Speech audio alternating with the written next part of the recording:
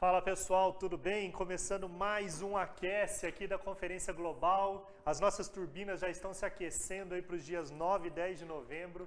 Muita expectativa, muita coisa acontecendo aí nos últimos dias, onde a gente está se preparando aí para os últimos detalhes aí. Apesar de estarmos ainda no começo de setembro e faltarem aí 2 meses para a conferência, mas um evento desse porte a gente tem que ficar cuidando de todos os detalhes com muita antecedência.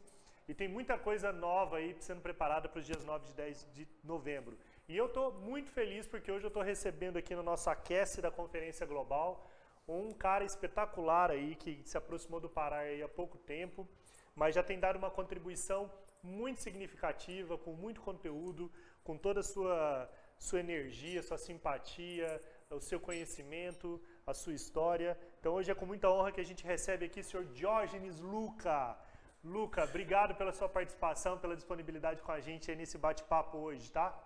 Flávio, é um prazer estar com você, com todas as pessoas que estão nos acompanhando agora nesse bate-papo. Estou muito feliz com essa aproximação com o Pará, com o objetivo que a gente tem de longo prazo, quase uma ideologia, né? Show de bola estar com vocês. Luca, a gente que agradece toda a sua disponibilidade, a gente está muito ansioso aí para a sua palestra aqui da Conferência Global. A palestra, a gente separou alguns temas de educação para a Conferência Global e a gente te incluiu nesse rol de educação para você falar lá sobre negociação. O Luca, você ficou 11 anos à frente do GAT, né? Mas quanto tempo na polícia? Eu entrei na polícia, Flávio, com 15 anos de idade, foi minha profissão principal, né, minha carreira. Eu fiquei 30 anos na Polícia Militar e eu tive o privilégio de ser um dos oficiais escolhidos para fundar o GAT, né? Então eu faço parte do grupo de fundadores e depois eu fui comandante do GAT também. No total fiquei 11 anos à frente do grupo, né? A sua última experiência no GAT foi à frente do GAT, né? No comando do É, eu, GAT. eu, eu fiquei do 0 aos 4 primeiros anos como integrante do grupo, né? E depois eu fiquei 7 anos como comandante do grupo, num período de muita efervescência da violência urbana aqui no estado de São Paulo. E acabou sendo um ótimo laboratório, sobretudo por esse tema que eu vou agora desenvolver em setembro, né? No nosso curso online e também no nosso evento de novembro, na conferência, onde eu vou trabalhar o tema negociação. Já falando para vocês que estão se conectando com a gente aí para assistir esse bate-papo com o Luca, você que se inscreveu para ganhar uma cortesia da Conferência Global, no final desse bate-papo a gente vai fazer o sorteio e a gente vai sortear um livro também, que é o livro de negociação do Luca. Então fica ligado aí com a gente e manda suas perguntas, vai interagindo aí, qualquer dúvida que você tenha. Eu acho que o Luca tem uma história incrível aí que ele pode compartilhar com a gente, que vai nos ajudar muito. Ô Luca, quando eu penso na sua experiência dentro da polícia, a dúvida que eu tenho é a seguinte: quando essa experiência do GAT dentro da polícia, você já tinha uma relação com o mercado corporativo, com profissionais, ou era muito fechado mesmo assim? Quando você estava ali, você só estava no GAT, ou existia um espaço onde você estudava, ou palestrava, ou interagia com empresas e com profissionais? Eu tenho dois momentos na minha vida em relação à parceria com o mundo corporativo. Durante a minha carreira, eu fiquei 2 anos licenciado da polícia porque eu fui trabalhar numa empresa que era uma multinacional, o Banco de Boston aqui no Brasil. E foi ótimo essa vivência, eu aprendi muita coisa lá no mundo corporativo. E cessados esses 2 anos, eu voltei para a polícia. Eu fiz essa opção de voltar para a polícia. Eu voltei melhor para a polícia, sabe, por conta dessa experiência no mundo corporativo. E aí lá, fui desenvolvendo esse trabalho lá no GAT, e sobretudo essa questão da negociação. E, obviamente, quando eu estava no auge dessa atividade, eu fui chamado pela FIA USP aqui, que é uma fundação em associação com a USP, a Universidade de São Paulo, para dar uma aula sobre negociação para um grupo de MBA, o MBA Executivo Internacional. E isso foi, já faz 12 anos que eu atuo nessa atividade lá no MBA Internacional. Foi quando então eu acabei me aproximando mais do mundo corporativo e trazendo esse tema negociação para o mundo corporativo, fazendo essa analogia, sobretudo, Flávio, das tropas especiais e da negociação no mundo corporativo, porque as tropas especiais eu tenho uma convicção muito grande hoje, eu vou explorar isso muito no curso online e também na conferência, de que as empresas de alta performance, e me refiro apenas às empresas de alta performance, empresas de vanguarda, elas apreciam muito alguns princípios, alguns fundamentos, o senso de pertencimento que é muito típico das tropas especiais, ou seja, as tropas de elite e empresas de alta performance, tudo a ver. Muito bacana. E faz 11 anos, 12 anos que você dá aula então nesse MBA e você continua dando aula no MBA. Continuo dando aula no MBA, E o hoje à mesmo noite. tema, negociação. Negociação, exatamente. E foi por conta do MBA, dessas aulas do MBA, por conta desse público que eu fui chamado para fazer uma conferência no Fórum HSM de negociação. Foi um grande desafio na minha vida e lá no Fórum HSM esse conteúdo foi muito bem recepcionado pelos executivos presentes, né? É um grupo muito seleto e acabei sendo convidado pela HSM para escrever o livro O Negociador. E a HSM que tem também um ramo, uma editora, né, editora HSM, que me patrocinou em transformar esse conteúdo num livro. E esse livro que vai ser sorteado no final, eu faço questão para aquele que for sorteado de mandar pelo correio com uma dedicatória, viu, Flávio? Pô, muito legal, Luca, obrigado. Luca, nesses 11 anos aí que você esteve à frente ao GAD, você participou de muitas ações aí, táticas especiais importantes. Claro que tem aqueles midiáticos, né, que foram os grandes casos que envolvem mídia, mas de todos os mais de 100 casos que você participou, qual foi o grande desafio em negociação para você pessoalmente, assim? O grande desafio foi o caso e ele nesse caso ele acabou tendo uma repercussão midiática muito grande, foi o sequestro do Silvio Santos, né, Flávio? Porque para quem não lembra, a filha dele foi sequestrada, houve o pagamento do resgate, ela foi libertada, mas a polícia ficou ao encalço do sequestrador e ele surpreendeu a todo o sistema voltando para a casa do Silvio Santos e o transformando num refém. Eu fui chamado para negociar essa operação. Foi uma operação tanto quanto complexa, porque envolvia, né, uma figura muito emblemática, né? O Brasil parou, viu, Flávio, durante essas horas que estive à frente da negociação. Houve uma repercussão não só nacional, mas internacional sobre o caso. Então foi uma negociação. Sob o ponto de vista técnico, ela não foi muito complexa, mas sob o ponto de vista da organização do evento, ou da complexidade e magnitude da crise, ela foi realmente uma ocorrência que me marcou bastante. E o grande detalhe que teve nessa negociação, que eu já vi você comentando, é que você teve que negociar, diferente dos outros que você negociava direto com o criminoso, você teve que negociar direto com o refém, né? Caiu aqui, mas eu entendi. Foi essa ocorrência, Flávio, ela foi a única ocorrência na minha vida na qual o refém ele era protagonista, né? Normalmente o refém ele fica muito amedrontado e o policial negocia, o negociador negocia com o criminoso, né? A negociação é entre o negociador policial e o criminoso. O refém fica numa condição secundária. Mas esse caso foi diferente porque o Silvio, ele, obviamente, pela maturidade que ele tem, pela, né, desenvoltura, ele acabou encapsulando o criminoso e a negociação foi com o Silvio Santos, né? Foi uma coisa um pouco complexa, porque ele também queria, de certa forma, fazer algumas exigências que, em tese, não poderiam ser atendidas por conta de lei, e então gastou um certo tempo, foi uma certa complexidade, né? Luca, nas aulas de MBA que você tem dado hoje, onde que você vê que é a maior carência do mercado corporativo em entender negociação nessa perspectiva que você desenvolveu aí ao longo dos anos? Porque quando a gente pensa em negociação, ele tem várias áreas, né? Tipo, área comercial, compras, RH. Cortou, Flávio. Quando a gente fala em negociação, a negociação envolve várias áreas. Não é só a área comercial e de vendas que tem que aprender a negociar. Quase que todas as áreas dentro de uma companhia, ela precisa ter essa habilidade de saber negociar. O que você sente que quando você fala, as pessoas mais falam, puxa, isso era uma coisa que eu precisava me desenvolver mais? Eu sempre começo, a sua pergunta é muito apropriada, muito importante, muito pertinente, porque, como você disse, nós temos diversas nuances numa negociação, mas eu sempre começo a minha palestra ou o meu conteúdo com uma coisa que eu considero o alicerce, né? A viga mestra da negociação.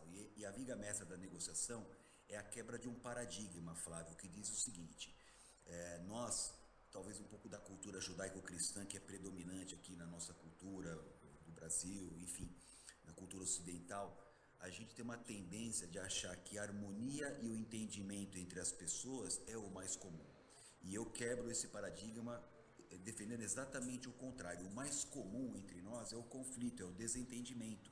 E quando você assume que o conflito e o desentendimento entre as pessoas, ou o conflito e o desentendimento na comunicação interpessoal, é o mais comum de acontecer, aí você está pronto para poder receber os outros ingredientes da negociação. Em outras palavras, Flávio, é muita pretensão nossa achar que na comunicação humana, onde você tem o emissor, que é uma pessoa, o código, que é a mensagem, e do outro lado um decodificador que vai decodificar essa mensagem, ou seja, um processo tão complexo como esse, não vai haver ruídos, não vai haver interpretações equivocadas, né? Então, quando a gente começa a entender que esse processo é um processo muito complexo e muito suscetível a conflitos, aí você está pronto para receber as outras ferramentas que vão dar mobilidade, que vão dar condições de você conduzir uma negociação a bom termo. Então, assim, sinteticamente, para responder a sua pergunta, qual que é a ferramenta básica? É entender o conflito como uma coisa mais comum nas relações interpessoais. Tem uma frase do Duda Mendonça que ele falou lá na época da campanha do Lula, lá em 2002, que ele fala: comunicação não é o que se diz, e sim o que as pessoas entendem.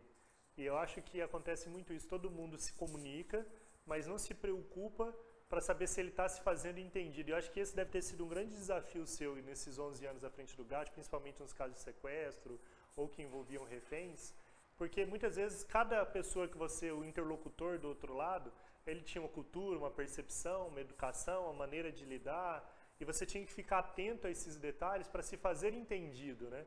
Então não é só treinar o que eu falo, mas é treinar como eu falo, para fazer Exato. com que a mensagem chegue de forma clara e da forma que você espera que a pessoa compreenda, né? Você tem muita razão, né? Inclusive nessas operações que envolvem risco de vida, você imagina o criminoso que está ali com medo do confronto, com medo de morrer, ou até de ser preso, né? Ele não quer ser preso inicialmente, né? E a negociação visa trazer esse entendimento que ir para a cadeia é o melhor negócio que ele pode fazer. Você vê a complexidade, eu tenho que fazer o sujeito ir para a cadeia e feliz, né? Por isso que a gente aprendeu muita coisa com a negociação envolvendo reféns.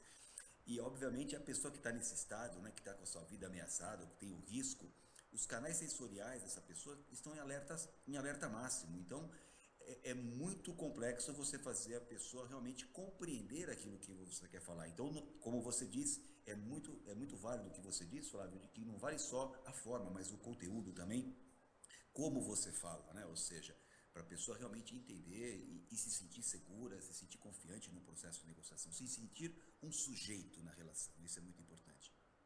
Acho que a gente aprende a negociar desde pequeno, né? Pai com filho, aí depois a gente casa, aí a negociação ficou difícil, né?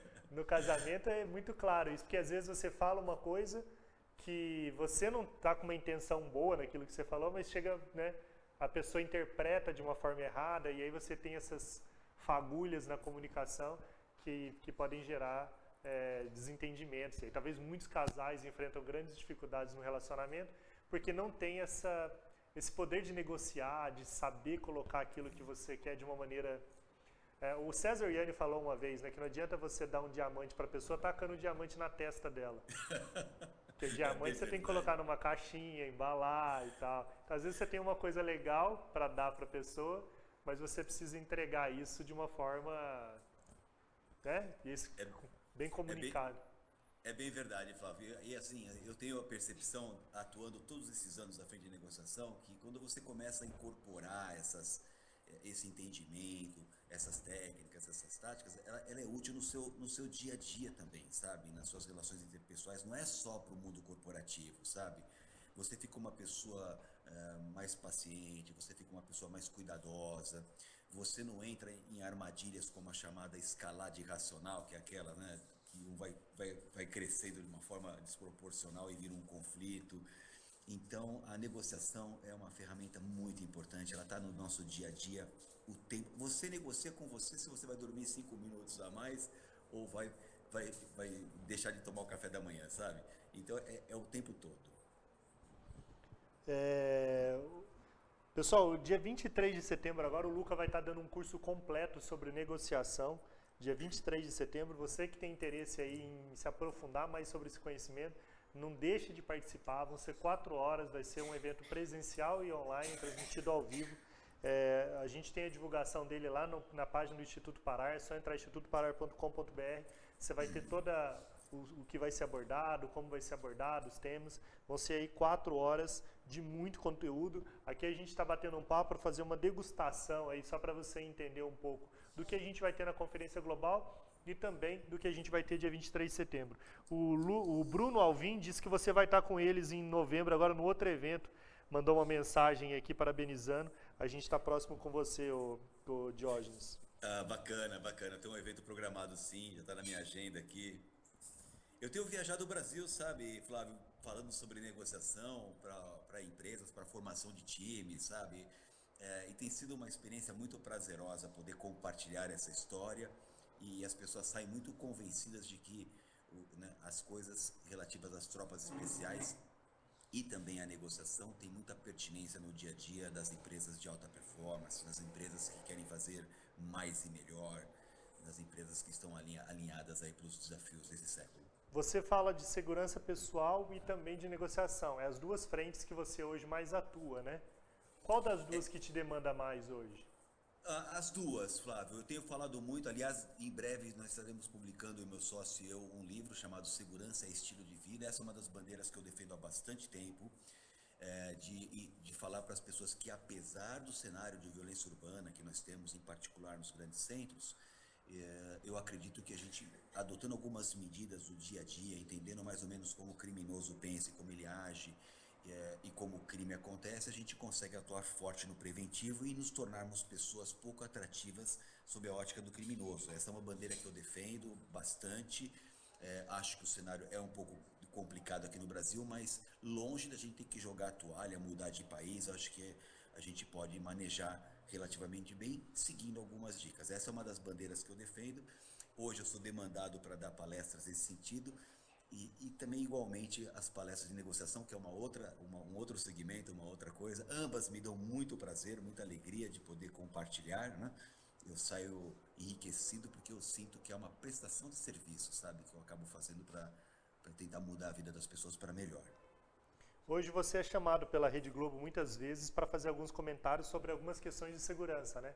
Sempre quando tem algum problema de segurança, muitas vezes você é requisitado lá para poder comentar o caso. É verdade.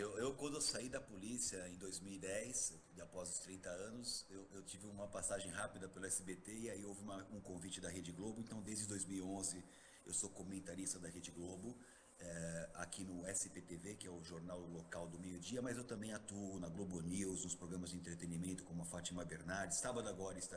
Amanhã estarei fazendo uma gravação para o Bom Dia Brasil e no sábado estarei no É de Casa, que é um programa que acontece sábado de manhã na Rede Globo, um programa de entretenimento. Vamos falar um pouco sobre segurança nos prédios, enfim. Essa é uma atividade também que me dá muito prazer ser comentarista, porque é uma forma de eventualmente fazer algumas críticas às instituições, críticas obviamente com o objetivo de ser críticas construtivas para que os métodos sejam aperfeiçoados, mas eu também tenho chance muitas vezes de orientar as pessoas contra golpes, contra as armadilhas que acontecem por aí em termos de violência urbana, Flávio. É uma atividade que dá muito prazer, essa relação com a Rede Globo, que eu tenho já há 5 anos. Essa participação sua no É de Casa vai falar sobre os assaltos em condomínios verticais, é isso? Tem aumentado muito essa modalidade de crime?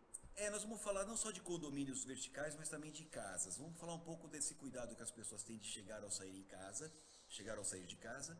Eu vou falar da importância de como quem opta por um condomínio, seja ele vertical ou horizontal, que você tem porteiros, eu vou falar como é que funciona a segurança de um condomínio no sentido dos 3 elementos básicos, né, que são profissionais bem treinados, equipamentos tecnológicos, me refiro a câmeras e também a sensores, alarmes, etc. E também os procedimentos que envolvem tanto os profissionais porteiros que atuam, como também os procedimentos dos próprios moradores, né, que tem que colaborar com a segurança uma vez que vivem em condomínio. Então, nós vamos falar bastante sobre isso, vou dar algumas dicas aí de como pode ser melhorada essa estrutura, quais são as vulnerabilidades, quais são os problemas mais comuns que acontecem.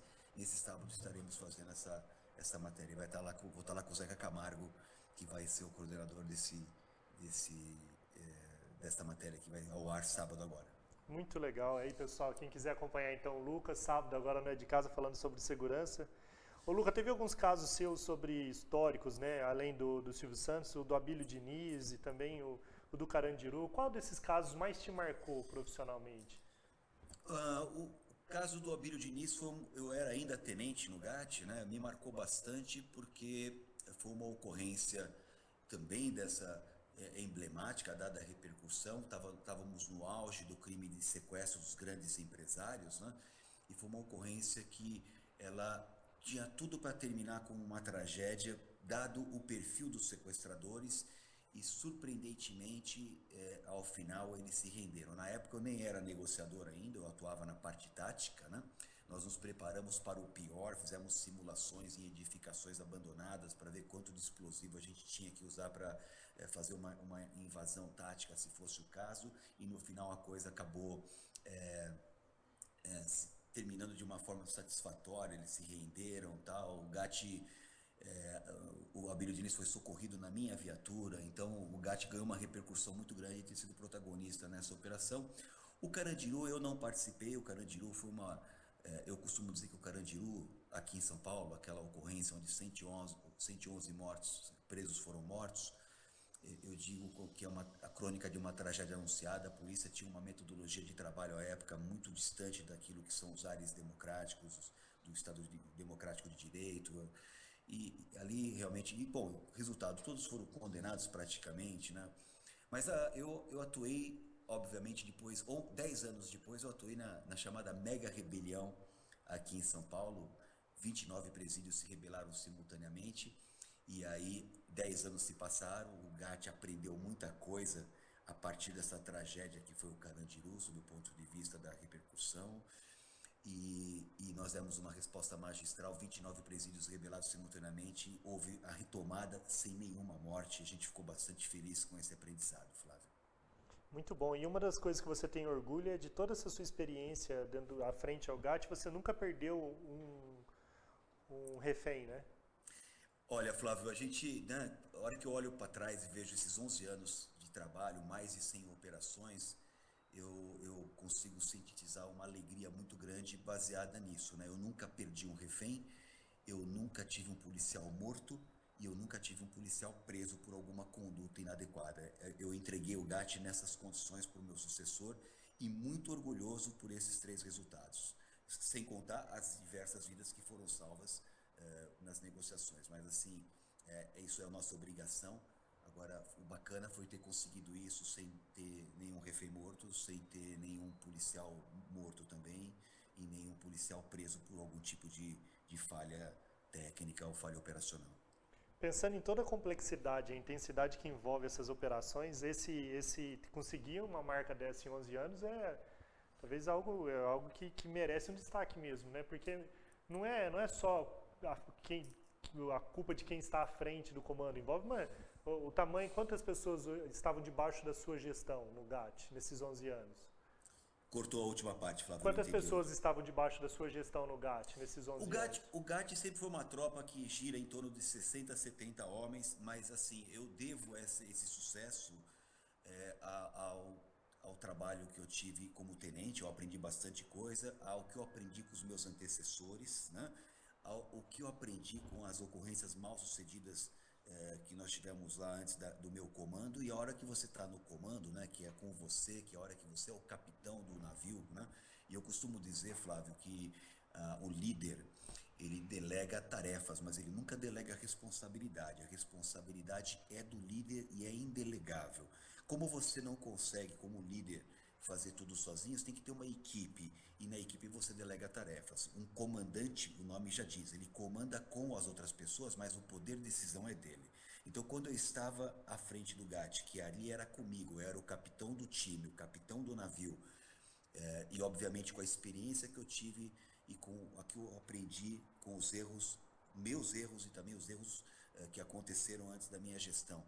Simplesmente eu pus em prática aquilo que eram as minhas crenças, aquilo que eu acreditava, em cima daquilo que a lei determina, e obviamente quando você usa dessa maneira, a chance de acertar e de conseguir bons resultados é bem maior, né? Muito bom, muito bom mesmo. Você tem um lema que você fala que bandido bom é bandido preso, né? Em contraponto Eu ao... sou contra, né, Flávio, essa visão. Nós somos uma sociedade muito violenta. Eu costumo dizer que a gente ainda é uma sociedade meio casa grande sem sala, né? De vez em quando eu ainda vejo, por exemplo, babás vestidinhas de branco e os patrões sabe? Eu vejo um pouco isso aí. E a nossa sociedade também é uma sociedade violenta. Para muita gente, bandido bom é bandido morto. E quando você tem esse tipo de slogan, você abre espaço para dar à polícia um poder que ela não pode ter. A polícia já tem o poder do uso da força letal, mas ela é apenas um instrumento e quem cabe fazer o julgamento é o judiciário. Nós não temos a pena de morte. Eu costumo dizer que não somos nós, como policiais, que escolhemos como o bandido vem.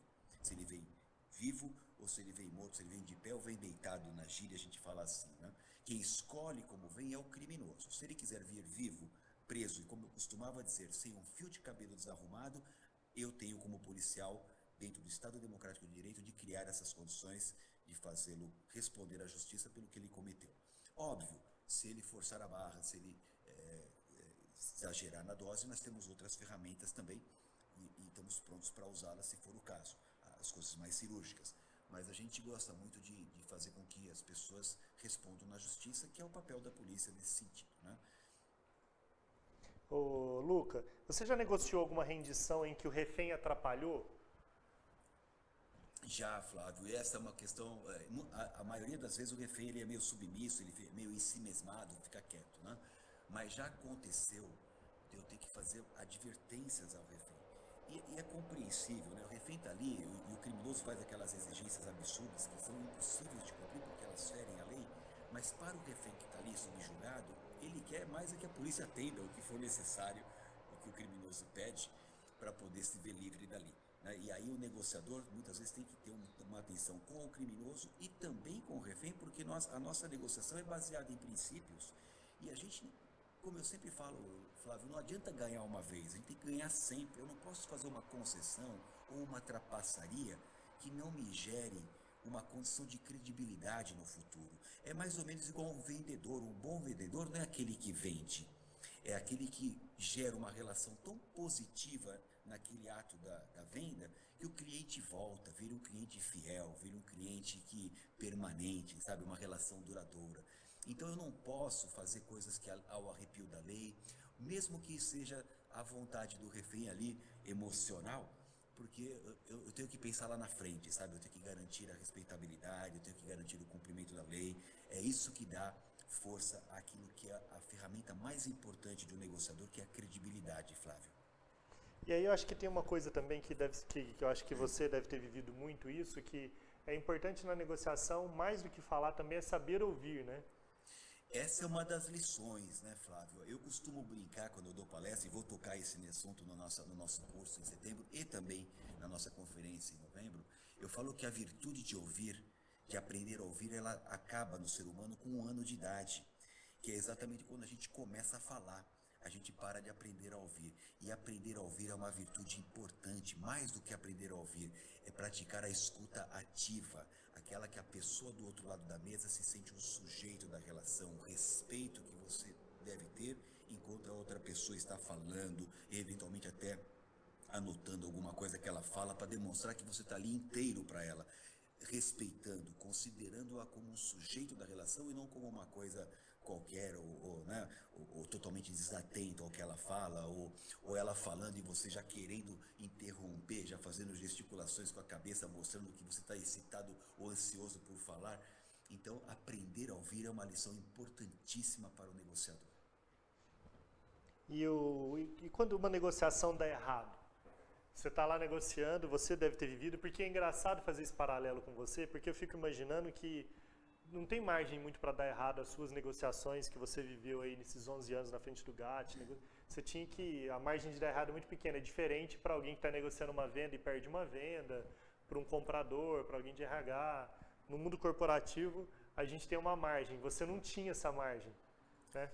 E quando Flávio, é assim, só fazer um paralelo, né? Nas ocorrências com refém, nós temos 4 alternativas táticas. A primeira e a mais importante, que a gente usa logo de início, é a negociação e a melhor alternativa sob o ponto de vista de resolver a crise sem ninguém machucado, todo mundo bem, a solução negociada é a melhor. Mas, eventualmente, a negociação pode não ter um engajamento, ela pode não prosperar, ela não é, se ela fosse autossuficiente, não precisariam ter as outras alternativas. Então é a hora que nós temos o emprego de técnicas ou letais, o atirador de elite, até a invasão tática. É óbvio que quando a gente vai para uma operação, nós vamos com as 4 alternativas, as 4 são implementadas quase simultaneamente, a protagonista principal é a negociação, se ela resolver, muito que bem, se ela não resolver, nós temos outras alternativas. Na negociação do mundo corporativo, eu costumo dizer que existem 3 situações de negociação, sabe, Flávio? A primeira é assim, negociação pode dar certo de pronto,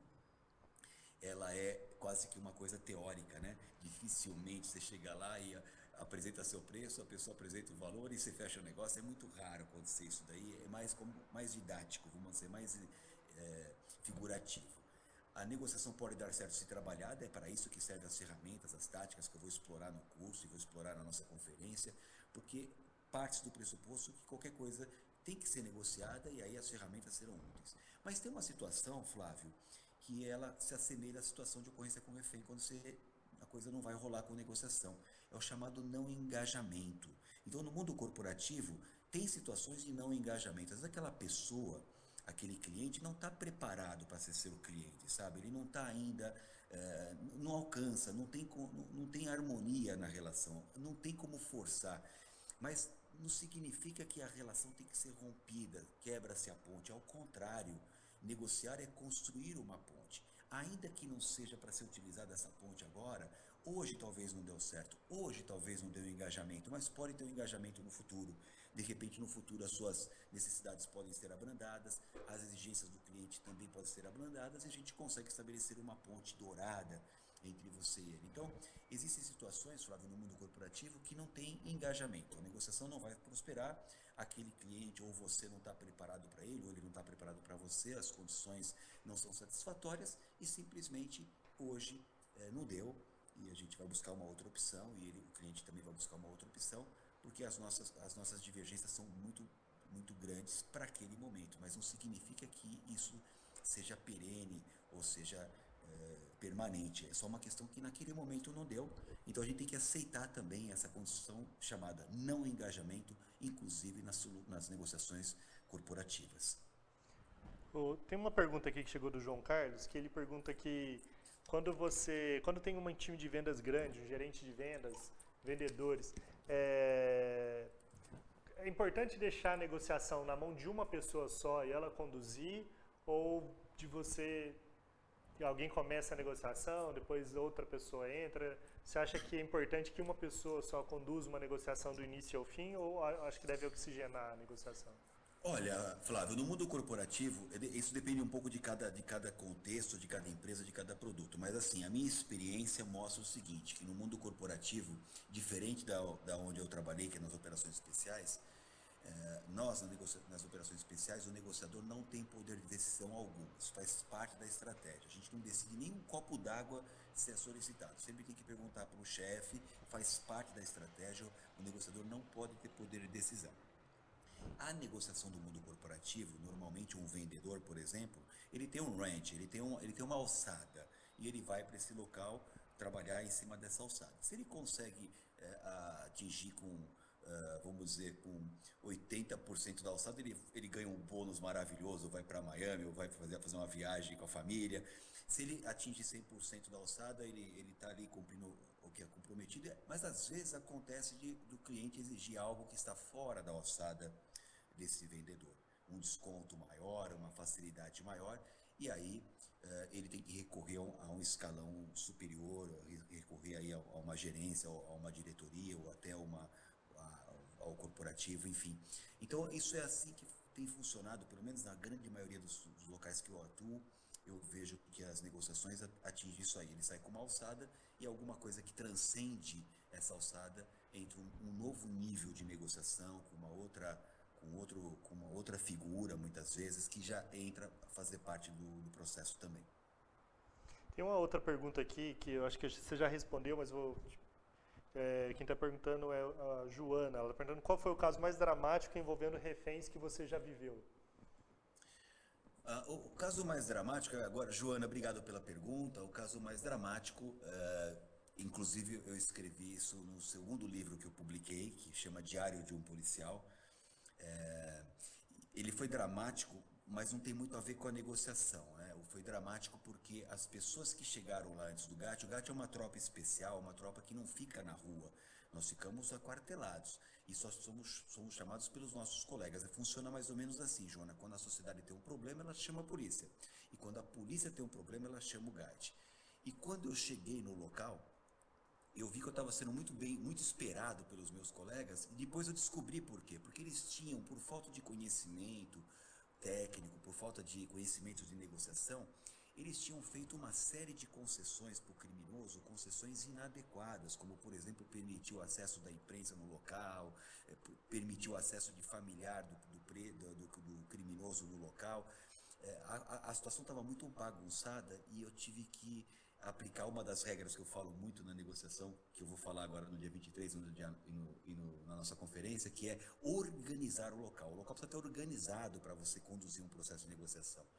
E o que aconteceu nesse dia, que foi dramático para mim, uma experiência marcante, e no livro que eu escrevi chama O Dia que Eu Vi a Morte de Perto, foi que eu tive que me expor demais para poder arrumar o local, ou seja, comecei a tirar a imprensa, comecei a tirar o excesso de policiais, e na hora que eu fui tirar a esposa do sujeito que estava ali na zona crítica, ele apontou a arma para mim, sabe, e colocou a pistola na minha cabeça, assim, sabe, e foi uma situação que eu tive que exercitar muito o autocontrole, porque o cara estava armado e era um cara que tinha sido já presidiário, um cara que não tinha nada a perder, sabe? Ao contrário, voltar para a cadeia ia ser um prejuízo enorme. Para ele seria até melhor ele se matar, para ele, sabe? Do ponto de vista dele. Então, eu passei um susto danado nesse dia, tive que exercitar esse autocontrole, que a gente é formado para isso. Obviamente, na minha formação de tropas especiais, a gente aprende a lidar com situações de tensão, e eu tive que usar dessa ferramenta para poder segurar a onda ali. Foi bastante complicado, eu fiquei muito bravo depois, né, porque do policiamento ordinário me fez assumir um risco desnecessário. Foi esse dia o dia mais marcante da minha vida, assim, em termos de risco.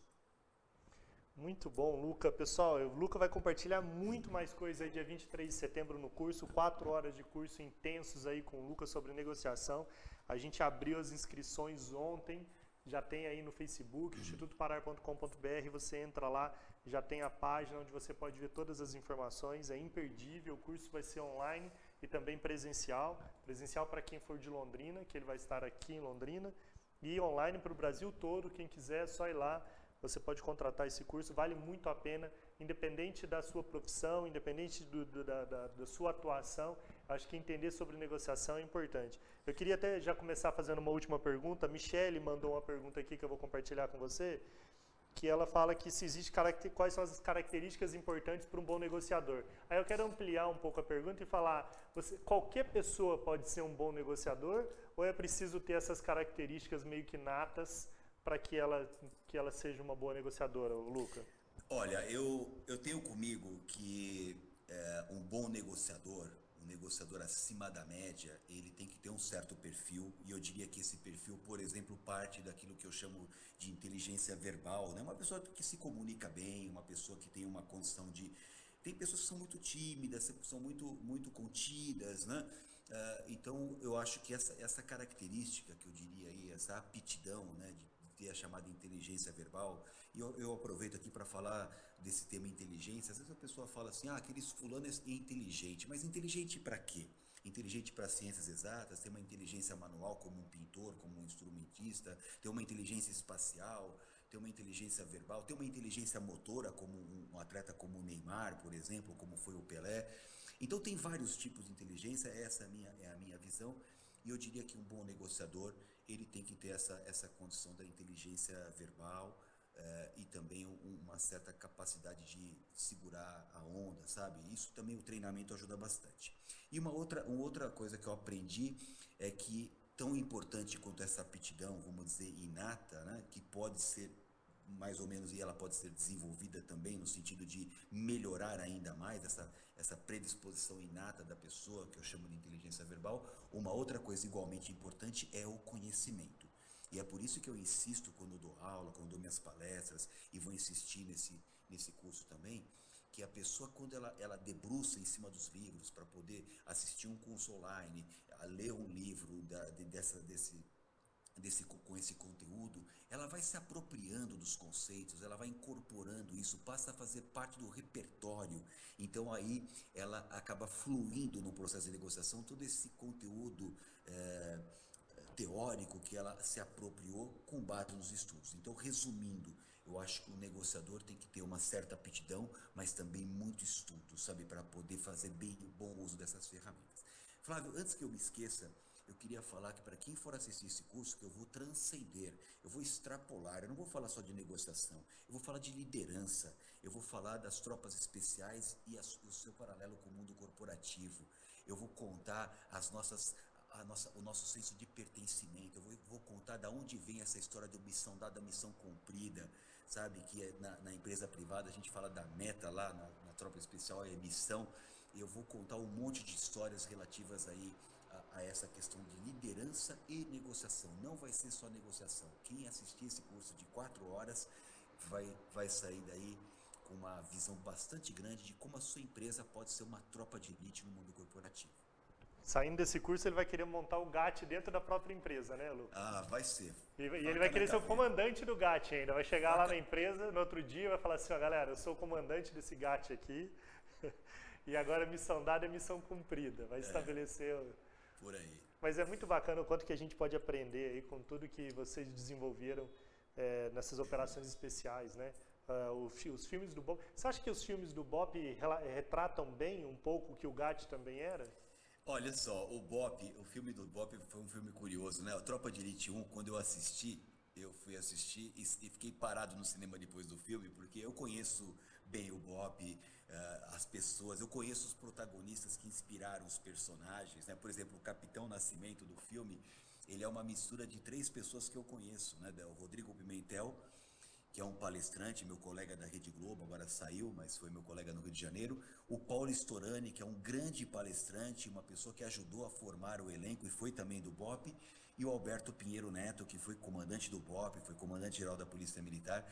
A fusão das características pessoais dessas 3 pessoas formou o personagem Capitão Nascimento, né? Então, o filme, o Tropa de Elite, ele traz algumas coisas que tem que ser assim, muito bem selecionadas, que são úteis. Como, por exemplo, Flávio, que eu diria que é muito útil, eu vou falar isso na nossa conferência e no nosso curso. Uma das coisas que caracteriza o homem de operações especiais é estar preparado para o desconforto. Nós somos treinados para lidar com o desconforto. O desconforto é a nossa rotina. A gente aprende com desconforto. Então, com aquela cena antológica do filme, quando está o sujeito lá no meio da madrugada, dando uma aula teórica para alunos que trabalharam o dia inteiro com atividade física e começa a falar o conceito de estratégia em inglês, em grego, espanhol e francês, etc. E o cara começa a dormir, né? E o Capitão Nascimento vai lá e dá uma granada na mão do sujeito e fala: se você deixar essa granada escapar da tua mão porque você está dormindo, você vai se matar, vai matar o curso, vai matar todos nós, etc. Aquele exercício é um exercício muito comum em tropas especiais para tirar dali lições. Como eu também vou falar, e essa eu não vou contar agora, vou contar só no curso, Fábio, o chamado tanque tático. O que é o tanque tático? É um exercício que se faz colocando todo mundo dentro de uma água gelada das 6 da manhã até meio-dia e acontece um fenômeno curiosíssimo para trabalhar equipe. Essa eu vou contar só no dia. Fechado, Luca. Pessoal, nós estamos aí cheio de expectativa, Luca, para a Conferência Global, muita expectativa para o seu curso dia 23. A gente já está fazendo aí um trabalho, tem advogados, você que está assistindo online aí, eu tenho muito amigo advogado que está conectado, tem que pôr sua equipe inteira de advogados para participar desse curso. Eu vi que tem muita gente da área comercial aqui. Aliás, tem até um amigo meu aqui que é diretor da Globo, que trabalha na área comercial lá. Tem que levar seu time todo aí da área comercial para participar desse curso dia 23 de setembro. E na Conferência Global, dias 9 e 10 de novembro. Eu vou fazer agora, Lu, um sorteio para a Conferência Global, um convite junto com a Alelo aqui. A Alelo toda semana está dando uma cortesia. A gente já está com as inscrições quase esgotadas, já temos 70% já de inscrições realizadas na Conferência Global. A gente imagina agora que até o dia 10 de setembro a gente feche oficialmente as inscrições para a Conferência Global. E o ganhador aqui da cortesia para a Conferência Global é a Juliana França Barbosa. da empresa Rio Branco Alimentos, é isso? Rio Branco Alimentos? É Juliana França Barbosa. Eu acho que a empresa chama PIF-PAF, se não me engano. Rio Flávio, Branco é razão social. Ô Flávio, eu vou fazer melhor, tá? Já que a Juliana ganhou o ingresso para a conferência, eu vou também dar um livro para ela de presente, tá? Então eu peço para a Renata ou para a Amanda mandarem para mim o endereço da Amanda, eu vou fazer uma dedicatória para ela, pega os dados, né? Manda para mim por e-mail, eu vou fazer uma dedicatória e vou mandar por correio para ela. E agora vamos sortear o livro, né? Você deu bem, hein, Juliana? Além de ganhar a Conferência Global, ganhou o livro aí com a dedicatória. E a gente vai fazer o sorteio do livro. A Karina vai fazer o sorteio do livro? Karina, faz pra gente aí então o sorteio do livro, por favor. Me fala o nome. Rafael Atílio. Rafael Atílio. Aí, Rafael. Da Otis, Otis Elevadores. Rafael da Otis Elevadores ganhou então um livro aí do Luca com uma dedicatória especial. A gente vai passar os dados para você, Luca, fazer a dedicatória e depois a gente já encaminha direto para eles aí, tanto para a Juliana da empresa PIF-PAF Alimentos, se não me engano é de Belo Horizonte, e para a Otis Elevadores, que é aí de São Paulo, uma empresa aí de São Paulo. Muito legal, Luca, muito bom sempre falar com você. Você é um dos caras aí que um lorde com todo o time do Parar, você trata todo mundo com o maior respeito, o maior carinho. É muito bacana ver sua humildade, toda a sua dedicação. Um profissional aí que já tem toda a sua experiência, ainda dedicar esse tempo para nos ajudar o Parar. E mais do que ajudar o Parar, é ajudar todos os profissionais que hoje estão conectados com o Parar. Muito obrigado mesmo, vai ser uma honra ter você aqui dia 23. Esse curso aí, para quem está assistindo, é imperdível, você tem que fazer. Se tem uma habilidade que a gente precisa desenvolver na vida para todas as áreas, eu brinquei aí sobre casamento, né? Mas é isso mesmo, aprender de negociação, a gente vai negociar com o filho, com a esposa, com o pai, com a mãe, você vai negociar com o seu chefe, vai negociar para fazer uma venda, vai negociar com o par. Acho que negociação é um assunto que... E você falando ainda mais agora que nesse curso você vai transcender e que você vai trazer ainda todos os princípios aí que você desenvolveram nas operações especiais e no GAT, e que possivelmente pode nos ajudar a aplicar dentro da nossa corporação, então vai ser um curso muito mais do que imperdível, vai ser uma honra ter você aqui nos visitando dia 23. Você sabe que dia 23 vai ser na Semana Nacional de Segurança no Trânsito, e a gente vai estar fazendo muita coisa aí durante essa semana, então vai ser uma semana meio que de muitos eventos acontecendo dentro do Parar, com o nosso time, com convidados. E dia 23 vai ser uma sexta-feira, não é isso? Uma sexta? Então a gente vai estar fechando a semana, então a gente vai fechar aí com esse curso dia 23 fantástico na sexta-feira e num momento muito importante para a gente nessa semana especial. Então vai ser uma honra mesmo ter você aqui com a gente, pode ter certeza que a gente vai te tratar com o maior carinho que você merece aí e eu espero que a casa esteja cheia, tanto presencial quanto online, para a gente fazer desse dia um dia muito marcante para o Parar e para todas as pessoas que participarem, viu, Lucas? Flávio, olha só, eu queria mais uma vez, sabe, esse ano aconteceram coisas muito bacanas na minha vida e uma delas foi encontrar vocês, sabe, encontrar o Parar com seus objetivos. Poxa, tem sido tão prazeroso esse contato com vocês e essas ideias que vocês defendem, eu estou tão alinhado nisso, sabe, me sinto membro da família Parar, sabe? Então, estou muito feliz e assim, não tem comigo doar menos do que 100% do que eu posso. Eu vou fazer o melhor que tiver ao meu alcance. Muito obrigado, viu, Luca? E eu acho que vai ser só o primeiro. Eu espero que a gente faça muito mais cursos ainda depois desse dia 23, que a gente tenha dia 23 só como uma degustação do que a gente pode fazer juntos, principalmente contribuindo aí para os gestores, os profissionais, todos que estão envolvidos com o Parar e que precisam tanto se desenvolver. E pessoal, sábado de manhã então, você quer ver o Luca lá no Plim Plim, na Globo, ele vai estar lá com o Zeca Camargo falando uma matéria sobre segurança, ele compartilhou, confere lá para você ver toda a bagagem que o Luca tem, não só em negociação, mas também em segurança. Para você que está na dúvida aí, se eu faço esse curso, eu não faço, assiste aí sábado de manhã o Luca, assiste aí esse vídeo que está gravado, vai ficar à disposição de vocês para assistirem no Face. E, Luca, muito obrigado, espero você então dia 23 aqui, conferência global depois dia 9 e 10 de novembro, eu espero que a gente possa fazer muito mais coisas juntos, tá? Seguramente, Flávio. Brigadaço, foi um prazer estar com vocês aqui. Um beijo na Amanda e tamo juntos, tá bom? Tá bom. Abraço a todos. Obrigado, um abraço, Luca. Tchau, tchau.